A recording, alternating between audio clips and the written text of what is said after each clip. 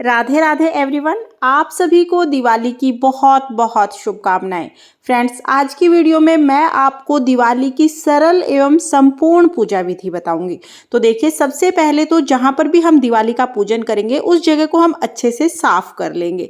तो अच्छे से हमें इसे साफ कर लेना है। उसके बाद वहां पर आप चाहें तो कोई रंगोली बना सकते हैं, आप चाहें तो अष्टदल कमल बना सकते हैं, या अगर आपको कुछ भी नहीं आता है रंगोली वगैरह बनाना तो हम स्वास्तिक बना लेंगे। तो यहाँ पर हल्दी से, चंदन से या रोली से हम स्वस्तिक बना लेंगे। स्वस्तिक बहुत ही शुभ चिन्ह होता है। कोई भी पूजा जब हम शुरू करते हैं तो उसमें स्वस्तिक बनाते हैं। दिवाली के दिन शाम के समय हम लक्ष्मी पूजन करते हैं। तो देखिए, पहले तो हम यहाँ पर स्वस्तिक बना लेंगे, उसके बाद इसके ऊपर थोड़े फूल चढ़ाएंगे और फिर हमें इसके ऊपर चौकी लगानी है। तो चौकी आप लगा लीजिए। चौकी पर लाल रंग का हम वस्त्र बिछा लेंगे। सुंदर सा आप चौकी को सजा लीजिएगा और लक्ष्मी गणेश जी का पोस्टर लगा लीजिएगा। तो पेपर का जो पोस्टर आता है ना, वो हम लक्ष्मी गणेश जी का जरूर लगाते हैं। आपके पास अगर बड़ी सी फोटो या मूर्ति है तो वो भी आप लगा सकते हैं। इसके साथ ही सबसे पहले हमें चौकी पर कलश की स्थापना करनी है। तो देखिए, अपने लेफ्ट हैंड की तरफ, जो आप पूजा कर रहे हैं ना, आप अपने लेफ्ट हैंड की तरफ थोड़े से चावल रख लें। उसके ऊपर हमें एक कलश रखना है। कलश को कंठ तक जल से भरकर फिर हम कलश रख लेंगे। कलश के अंदर हल्दी, सुपारी, सिक्का, चावल और फूल हम डाल लेंगे। पांचों चीज़ें डालने के बाद आम के पत्ते हम लगाएंगे। आम के पत्तों पर आप तिलक कर लीजिएगा, और आम के पत्ते अगर आपको ना मिले तो अशोका के पत्ते आप ले सकते हैं। उसके बाद एक प्लेट में चावल भर के हम इसके ऊपर रख देंगे, और फिर हमें नारियल रखना है। तो नारियल पर आप तिलक कर लें, मौली बांध लें, और फिर नारियल का मुख अपनी तरफ, पूजा करने वाले की तरफ करके नारियल को हम रख देंगे। ऐसे हम लक्ष्मी कलश की स्थापना कर लेंगे। उसके बाद लक्ष्मी जी, गणेश जी की मूर्ति को हम विराजमान करेंगे। तो आप अगर नई मूर्तियां लेके आए हैं तो उनको विराजमान कर ले, नहीं तो जो आपके पास मंदिर में पुरानी मूर्ति है या आपके पास चांदी की लक्ष्मी गणेश जी की मूर्ति है, उनको आप विराजमान कर लीजिएगा। देखिए, लक्ष्मी गणेश जी को तो हमने विराजमान कर लिया है। इसके बाद हमें विष्णु भगवान को विराजमान करना है।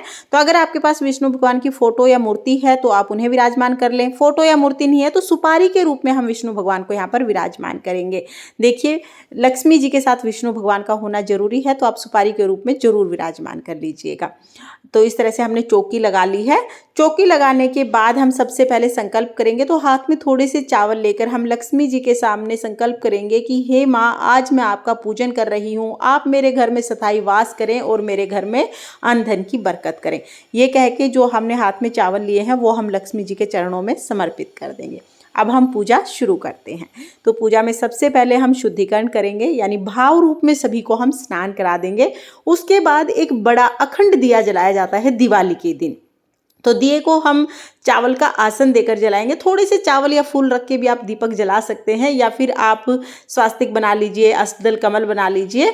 तो यहाँ पर मैंने स्वास्तिक बना लिया है चावल से। आप अगर ना बनाना चाहें तो कोई बात नहीं, थोड़े से चावल रख के भी आप दीपक को जला सकते हैं। तो दीपक को हमने यहाँ पर चावल का आसन दे दिया है। इस पर हम ये दीपक जलाएंगे। बड़ा दीपक जलाया जाता है, पूरी रात ये जलता है। तो ये दीपक हम जला देंगे। दीपक जलाने के बाद हम सभी को वस्त्र स्वरूप कलावा समर्पित करेंगे। तो देखिए, स्नान तो हमने करा ही दिया था, अब हम सभी को कलावा समर्पित कर देंगे। गणेश जी को हमने जनेऊ समर्पित कर दिया है। विष्णु भगवान को हम वस्त्र स्वरूप कलावा समर्पित करेंगे, साथ में जनेऊ समर्पित कर देंगे। और जो पोस्टर हमने लगाया है ना, उनको भी हम कलावा समर्पित करेंगे। इसमें लक्ष्मी जी, गणेश जी, सरस्वती माता, सभी देवी देवता हैं, तो सभी को हम कलावा समर्पित कर देंगे। लक्ष्मी माता को चुनरी समर्पित करेंगे। सभी को हम चंदन से और रोली से तिलक लगा देंगे। तिलक करेंगे, उसके बाद हम अक्षत समर्पित कर देंगे। तो देखिए, जब आप दिवाली का पूजन करेंगे ना, तो उत्तर दिशा की तरफ मुख करके हमें पूजन करना होता है। हो सके तो उत्तर दिशा की तरफ मुख कीजिएगा, क्योंकि लक्ष्मी जी, कुबेर जी का जो स्थान होता है वो उत्तर दिशा में होता है। तो उत्तर दिशा में आप कीजिए। उत्तर दिशा में अगर नहीं कर पा रहे हैं तो फिर पूर्व दिशा की तरफ भी कर सकते हैं। उसके बाद हम सभी को फूल समर्पित कर देंगे। और दिवाली के दिन लक्ष्मी जी को हो सके तो कमल का फूल आप जरूर समर्पित करें। कमल का फूल लक्ष्मी माता को बहुत ज़्यादा प्रिय होता है और दिवाली के दिन बहुत आसानी से मिल जाता है। आप 1-2 दिन पहले भी लेके आ सकते हैं, पानी में रख दीजिएगा, फूल बिल्कुल ठीक ठाक रहेगा।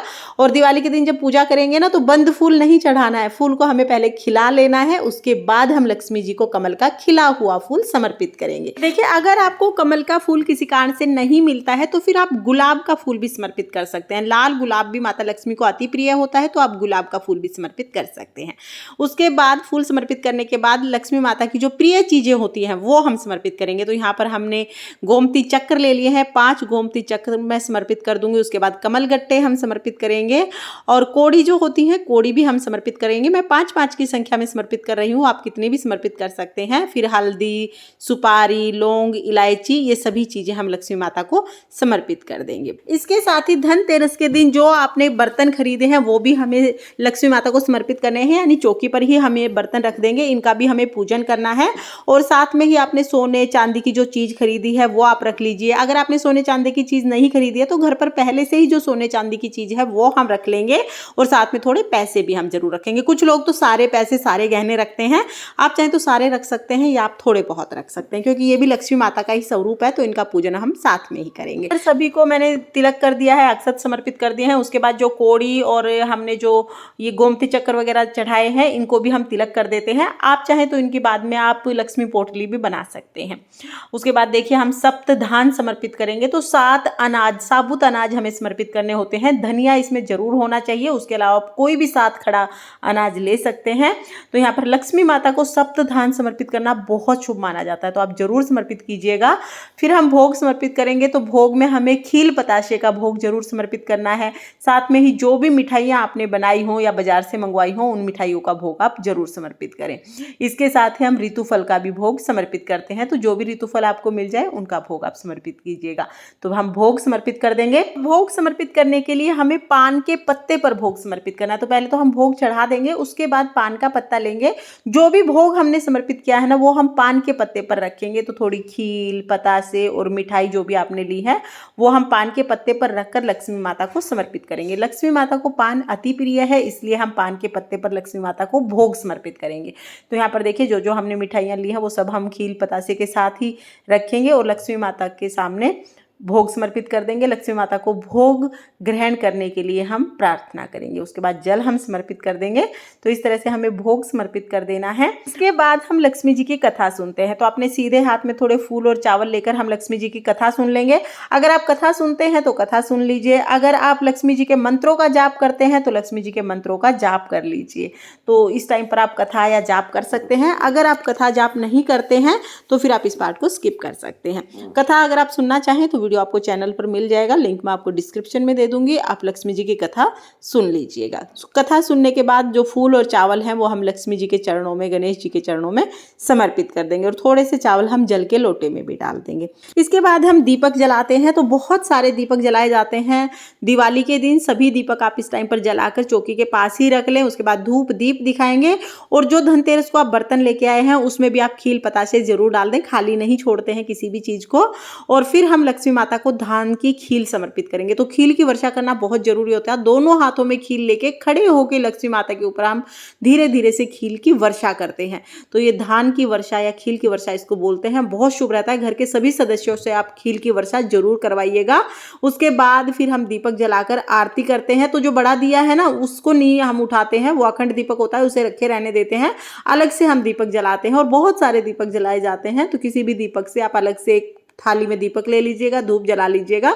धूप दीप से फिर हम लक्ष्मी माता की आरती करते हैं। तो बहुत ही प्रेम पूर्वक यहाँ पर हम गणेश जी की, माता लक्ष्मी की आरती करेंगे। पता नहीं क्यों बहुत से लोग कहते हैं कि लक्ष्मी माता की आरती नहीं करते हैं, लेकिन भाई हमारे यहाँ तो हर वर्ष बड़े धूमधाम से सारा परिवार मिलकर लक्ष्मी माता की आरती करता है। तो बहुत प्रेम पूर्वक आरती करेंगे। आरती करने के बाद हाथ जोड़कर लक्ष्मी माता से अपने घर में स्थायी निवास करने के लिए प्रार्थना करेंगे, घर में अन्न धन की बरकत करने के लिए प्रार्थना करेंगे। इस तरह से हमारी जो पूजा है वो पूर्ण हो जाएगी। पूजा के बाद जो जल का लोटा है ये हम तारों को अर्घ दे देंगे। तारे ना दिखे तो आप पौधों में भी सींच सकते हैं। और जो चौकी है वो हमें अगले दिन उठानी है, लेकिन जो भोग प्रसाद हमने चढ़ाया है वो पूजा के बाद ही हम उठा के सभी में बांट देंगे। और जो दिए हमने जलाए हैं ये घर में सभी जगह जला देंगे, छत पर, बाहर, भीतर, सब जगह हम दिए जला देंगे, कहीं भी अंधेरा नहीं रहना चाहिए। इस तरह से हमारी पूजा पूर्ण हो जाएगी। पूजा होने के बाद आप चाहें तो आप लक्ष्मी पोटली बना सकते हैं।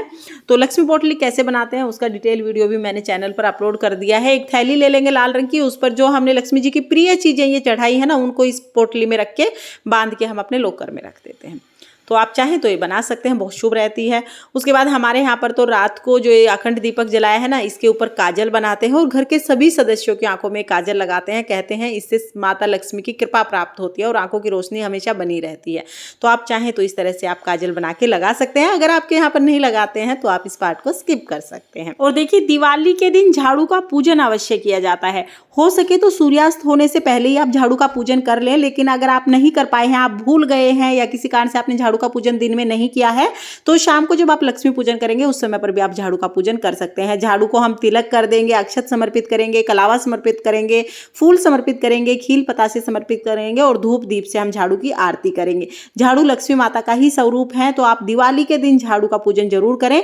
धनतेरस के दिन आप झाड़ू लेके आएं और दिवाली के दिन आप झाड़ू का पूजन करें। और दिवाली पूजा की जो चौकी है वो हमें अगले दिन उठानी है, लेकिन जो भोग हमने चढ़ाया है वो हम पूजा के बाद ही उठाकर सभी में प्रसाद स्वरूप बांट देंगे। और अगर आप लक्ष्मी पोटली बनाते हैं तो लक्ष्मी पोटली का जो सामान है वो पूजा के बाद ही आप पोटली में डालकर उसको लॉकर में रख सकते हैं। इसके अलावा सारी चीजें हमें अगले दिन उठानी है। चौकी हम कैसे उठाएंगे, सारी सामग्री का हम क्या करेंगे, इसका अलग से वीडियो चैनल पर मिल जाएगा। लिंक मैं आपको डिस्क्रिप्शन में दे दूंगी, आप वहां से देख लेना।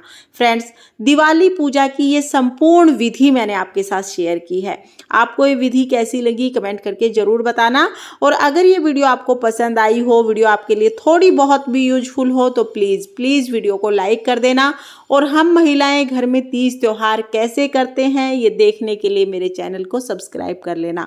माता लक्ष्मी की कृपा आप पर सर्वदा बनी रहे, इसी कामना के साथ फिर मिलेंगे किसी और वीडियो में। तब तक के लिए जय माँ लक्ष्मी, राधे राधे, हैप्पी दिवाली।